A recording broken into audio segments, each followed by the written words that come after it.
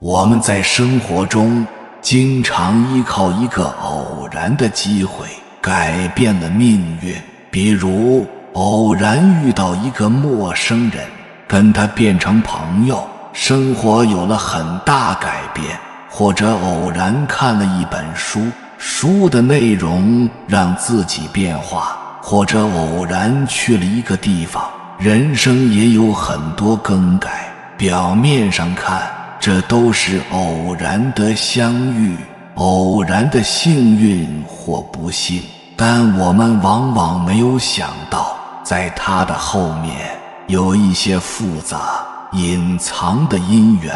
很多人认为极生的痛苦快乐，发生的很多事都是无因无缘的，这种想法不合理。我们只是看不见其中因缘，因缘就像天空中的星星，有些在很多光年前已经灭了，现在看到的并不是真正的那颗星，但它的作用依然会影响现在。佛学中有一个非常玄妙的概念，福报。福报不同于福气，福气只是短时间的好运而已，而福报包含了一生的福。佛教将口身意所造作的行为称为三业，人生的幸与不幸，就是由于过去所造的业力不同的缘故，在人生的旅途中，我们时常会感到命运的无常，福祉如潮水般起伏。其实每个人的福气都是有定数的，很多人都希望能修福，希望自己的生活过得好一些，过得自在一些，富足一些。然而自己积的福已却在自己的起心动念、言语造作中被折损了，自己还不知道。福报将要耗光的人有这三种特征，就如田地里的杂草，应该及时改正，否则就会耗光我们的福报。有一种也要警惕：一、管不住嘴，乱说话。人活在这世上，最容易犯的就是口业。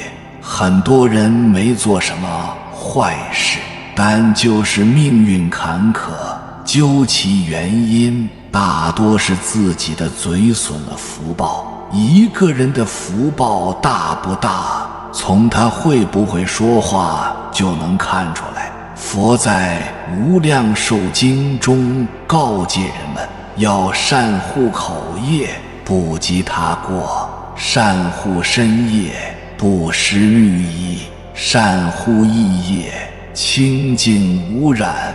佛把口业排在第一，口业清净，然后才讲身业和意业，可见其分量之重。一个人每次说出伤人的话，都是在给自己造业。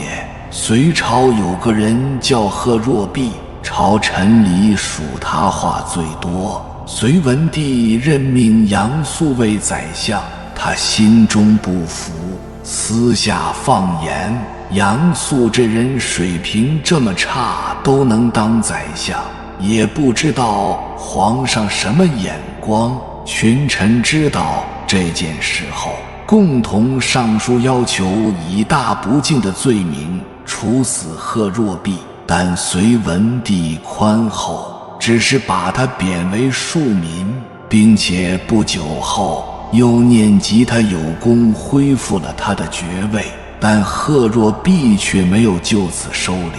等隋炀帝即位后，他依然在朝中议论纷纷，说皇帝奢侈，不是人主。隋炀帝脾气不好，听到之后便立刻下令处死了他。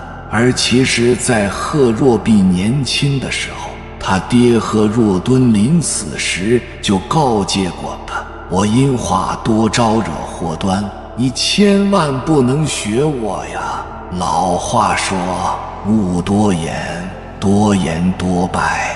一个人说的话越多，风险就越大，遭受祸患的可能性就越高。雄辩是银，沉默是金。舌上有龙泉，杀人不见血。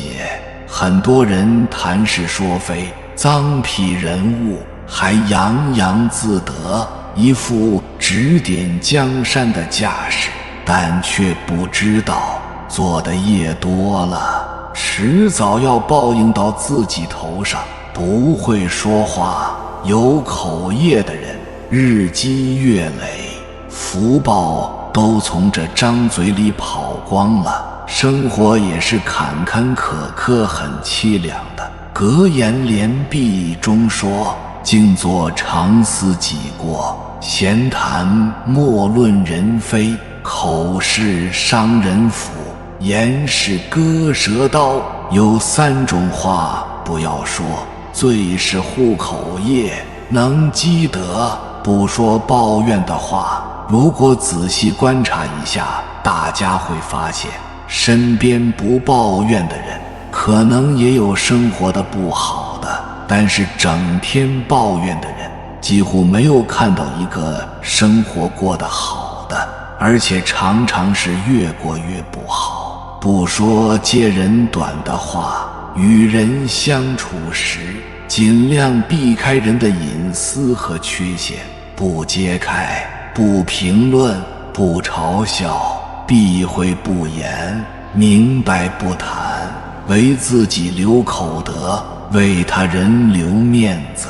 不说废话，没事互不打扰，有事言简意赅，是普通朋友之间交往的最基本礼仪。废话连篇，喋喋不休，就是在浪费彼此的生命。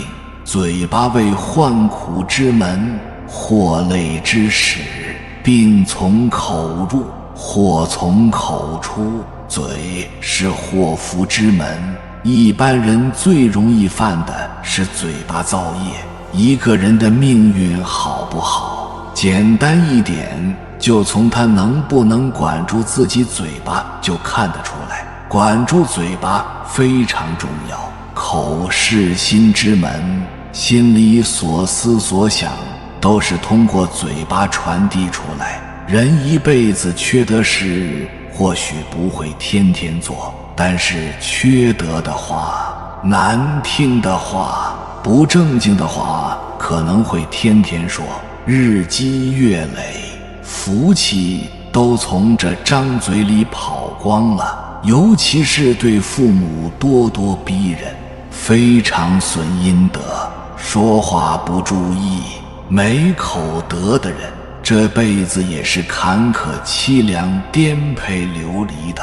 世间上诸多祸根，悲剧来源于造口业的缘故。亲人闹不团结，同事闹不和，夫妻闹离婚等等，导致互相猜疑、互相诽谤、恶语相向，结果自然是不经意的结怨结仇，搞得关系紧张，甚至引发出一幕幕的悲剧。管不住嘴巴，对我们自身和他人的伤害太大，可见护持好我们的嘴巴是多么重要的一件事。嘴巴好才能运势好，运势好才能少走弯路，少些波折和多些成就，人生才能顺遂，福气多多，幸福满满。吉人之辞寡，躁人之辞多。浮躁的人话很多，吉祥的人、有福气的人话少，出恶语的人多是贪嗔痴目发作。愚痴的凡夫常乘口舌之快而破坏无量善德。你看看那些真正有大福报之人，时时控制自己的情绪，话语真的很少。那些普通人生活中的任何一点小事，火冒三丈，口无遮拦，各种埋怨憎恨，其实大家平时各有各的烦恼，还是自己的修为不行，日积月累，感召的命运和福祸自然不同。良言一句三冬暖，恶语一句六月寒。与善人言，暖如布帛；伤人之言，痛如刀割。刀疮一毫，恶言难消。口舌祸之门，孽身之福也。何苦一时嘴爽，给自己埋下祸端？人的一生需练就两项本领，一是说话让人结缘，二是做事让人感动。修炼口德，就是提升自己的气场和磁场。一身正气和慈悲的人才能富贵双全。养一张富贵嘴，享一世富贵命。上了年龄，有点智慧会总结的人都会意识到这一点，可是年轻的时候很少有所觉察。这不是说教，如是三种身不善业的果报少，果报轻软。换句话来说，佛是告诉我们，人的行为一定要有底线，否则就是造了误身业。底线是什么？凡是把自己的幸福建立在他人的痛苦之上的行为，都是犯了身业的恶行。凡是有利于人的行为，都是身业的善行。孟子曾经说，人之所以异于禽兽者，几息。他说人必须要有4种德行：恻隐之心、羞恶之心、恭敬之心、是非之心。如果不具备这4种德行，做人做事都超越底线，那就与禽兽无异了。实在唐代李林甫为显达时，有相士说他有30年太平宰相的鸿福。后来李林甫被削去官爵，超没家产，反而责怪相士所说不准。相士说，相公的确有这份福报，但你不知珍惜。为了一碗鸭舌汤，要杀1000只鸭；为了一碟烧鹅掌，把活鹅放在烧红的铁皮上面，让鹅惨叫着乱蹦乱跳。再砍下鹅掌做菜，你手下的奴才也作威作福，胜过富贵人家。你的享受早已超过30年宰相应享的福分，后代还需为奴未尝偿还，反而责怪我所说的不准，岂有此理？论语中讲，君子有所为，有所不为。人生在世，不能什么都敢做，必须要有一份底线。为人失了底线，便来了祸端，将自己的幸福建立在别人的痛苦上，便是犯了身业的恶行。人之所以能异于禽兽，是因为道德不损人利己，坚守底线，才能累积福报，远离灾祸。滥用欲望必然损人贵气，纵欲邪淫太过的男人，明显的没有自信，被人看不起，精神萎靡不振，严重损害身体、事业、家庭、婚姻、财富、福禄、子孙等。纵欲邪淫毁阴质，它会摧毁一个人的精气神，让人变得唯唯诺诺、畏畏缩缩，怕这怕那，不敢争取。这样的人怎样在社会上立足？怎样去交际？怎样去打拼？只能背受穷辱，这是非常要命的，也是非常可怕的。有很多人就有体会，纵欲邪淫过后，一些已成定局的誓言看着就泡汤了，而且泡汤的莫名其妙。纵欲邪淫的人记忆力差，精神萎靡不振，经常出现莫名其妙的差错，不受人尊重。人生在世，需要有福报支撑，本该发达的，因为纵欲邪淫，一生贫贱，被人轻贱，诸事不顺，贫贱夫妻事事哀，本该显赫的，因为邪淫却阴差阳错，注定黯淡无光，对于事业、婚姻有极大的损害，事业不振，得不如意配偶，这都是你福报不够造成的。人之尊贵，在于有所节制，生而不克，则泛滥成灾，几乎犹如往一个桶中装水，而有些行为就是那桶底下的洞，积多少福都会漏光。纵欲邪淫，这个是损福报见效最快的。人生在世，需要有福报支撑，本该发达的，因为邪淫，一生贫贱，贫贱夫妻事事哀，本该显赫的，因为邪淫却阴差阳错，注定黯淡无光。智力和决心是健康和事业的根本。一个人要身体健康、事业成功，必须有这两样无形资产。很多人在年轻时具备这两样资产，但挥霍掉了，所以他们人生的后半段过得非常痛苦。年轻时越纵欲，年老时越痛苦。古书中讲，两眼无神，眼下青瘀，眼圈发黑。中医认为，肝开窍于目，肝肾同源，肾气不足，肾水便不能滋养肝木，两眼便无神，眼圈发黑。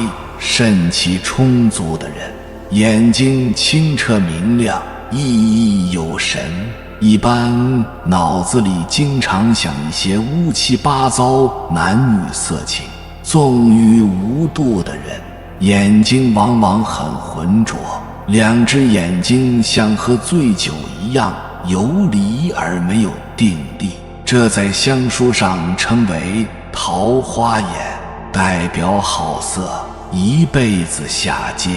命不好，有则改之，无则加勉。有很多人就有体会，邪淫过后，一些已成定局的誓言看着就泡汤了，而且泡汤的莫名其妙。邪淫的人记忆力差，精神萎靡不振，不受人尊重。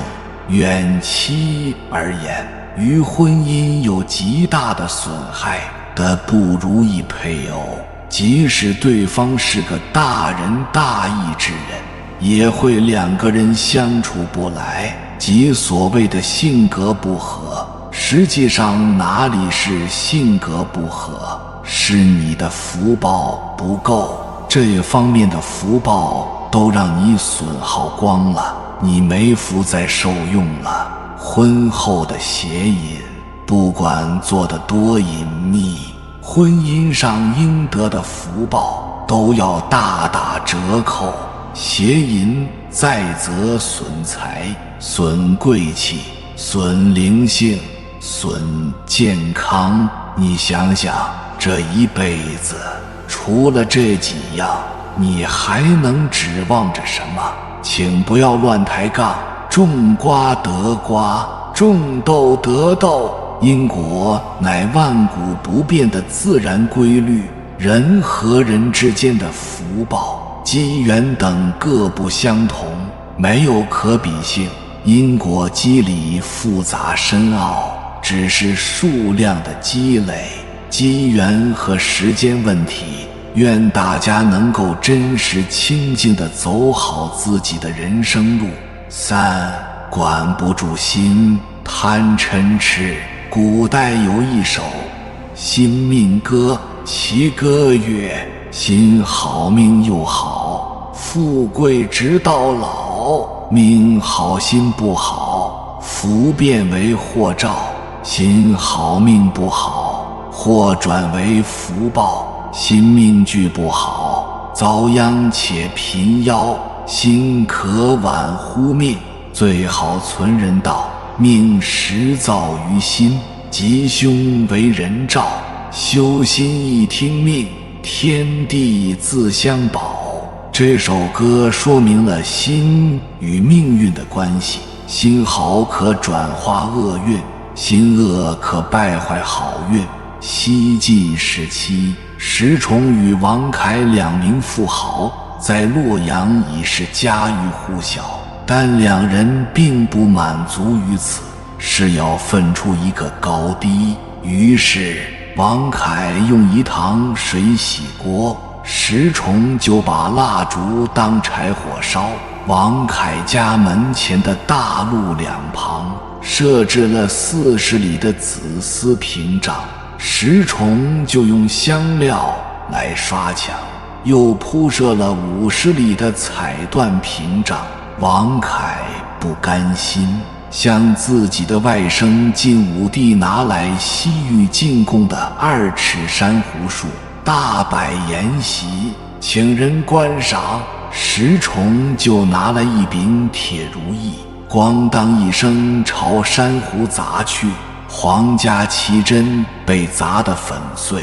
王凯气不过，责骂石崇，哪知石崇不屑地回道：区区薄物，我赔你就是了。随即便令随从回家搬来几十株珊瑚树，株株条干挺秀，光3、4尺高的就有6、7株。这一露相，众人皆知石崇的巨富了。也正因如此，不久后的8王叛乱，赵王伦看上了石崇的家财，命人杀了石崇，将其财富据为己有。石崇与王凯的斗富，皆因心中不忿引起，石崇的杀身之祸也因此而生。万法由心生，一切为心造，管不住心，便生贪嗔痴。造业之下，便只能自食其果。了凡四训云：一切福田，不离方寸，从心而觅，感无不通。祸福无门，为人自招。要想维系好的命运，转化坏的命运，关键在修心。古德解释这个心：3点如星象，横钩4月血，披毛从此的，作圣也由他。3点1横钩就是心，披毛是指禽兽。圣人只有工于社稷的人。一个人的一生是像禽兽一样，还是做圣人，取决于这块心田里面播种的是什么样的种子。达摩悟性论有言：3毒者，贪嗔痴也。了了见贪嗔痴性，即是佛性。贪嗔痴外，更无别有佛性。佛认为人类的种种苦难，如烦恼、争斗等，主要来源于自身的贪欲心、怒心、愚痴心即所谓三毒。心能造作一切业，由业故有一切果。东汉名臣杨震因公路过昌邑，县令王密使他救交，为谢知遇之恩，怀揣10斤相赠。杨震拒而不收。王密说：“此时深夜，无人知矣。”杨震正声回道：“岂可暗室亏心？举头三尺有神明，此是天知。得知，你知，我知，何谓无人知？妄想纷飞的贪欲，损人利己的祈求，怒目狰狞的嗔恚，怨天尤人的思恨，谬执迷妄的愚痴，薄无因果的邪见。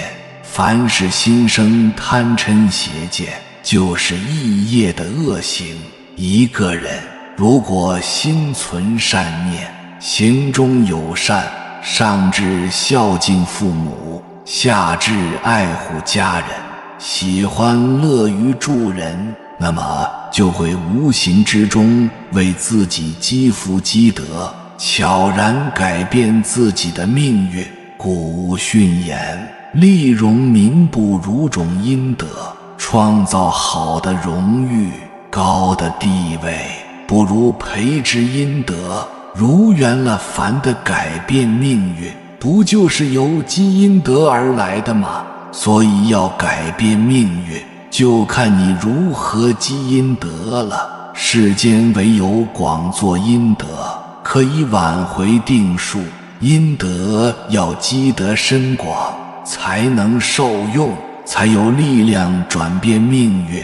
不积阴德，我们就会随着过去世所造的业力流转，这就是被命运限制住了。积阴德是给人，但不为人所知，是为人但不为人所明，也就是所谓的无相功德。人为什么要积阴德？俗话说：人做善行，人做善事，天地良知，必有福报。所谓的善行善事，指的就是积德。人积德越多，福报也就越大。民间历来有积阳德、积阴德之说，阴德天报之，扬善享世民，阳德主荣，阴德主寿。视之享圣民而实不富者，多有其祸。积阳德即为他人做了善事，并被人知道，赢得了他人的赞誉或应有的回报。这种善报已在可视的时空中完成。积阴德却不同，为他人做了善事，不被世人知道。善报没有在可视的时空中完成，这种善报只能通过不可视的时空完成。这种善报未使人得到可视的荣华富贵，但使人得到了不可视的寿命延长。如果你做事有某种动机，或许想让别人知道，即使你做的事再好，这也叫阳德。做阳德的事容易做，但关键是人要多积阴德。积阳德别人知道了，善德不如阴德积得住和留得住。如果修心修行不够，或造点小恶，随修随报，到后来好的善果就没有了。所以只有多积阴德，德才能积得住，也留得住。祸福无门，为人自招。善恶报应，如影随形。一个人命运的好坏，与您平常自心的善恶与积德结缘有关。修善积德，就是为自己创造善因善缘，或拂灭罪的机会；或人恶营，就是为自己造作恶因恶缘，轮回受苦的因缘。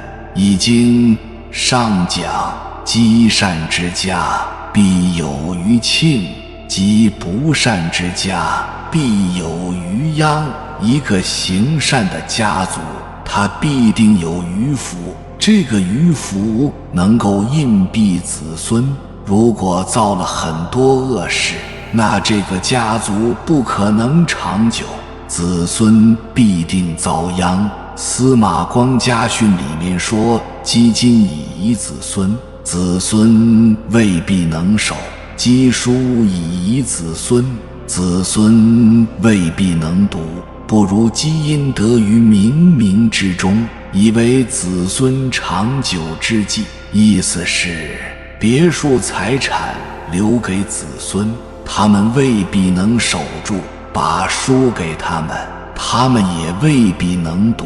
不如布施行善，多积阴德，子孙才能长久地受到我们护佑，这才是真智慧。富贵有命，生死在天，天在哪里？在人心中。阴德充盈，也能冲出五行。那些阴德高的人身上放射着一种光，被称为德光。高人晚上练功时，可以看到某一区域有这种德光，见此光便知此地有阴德高超之人。德光强，质量密度必高。这种质量可以用核燃料做比喻，它虽量小，但密度却很高，几克抵得上成百上千公斤煤产生的热量。这种阴德能量对维护生命肯定是有好处的。通过积阴德而使自己内在质量密度提高，可以突破生命极限的设定。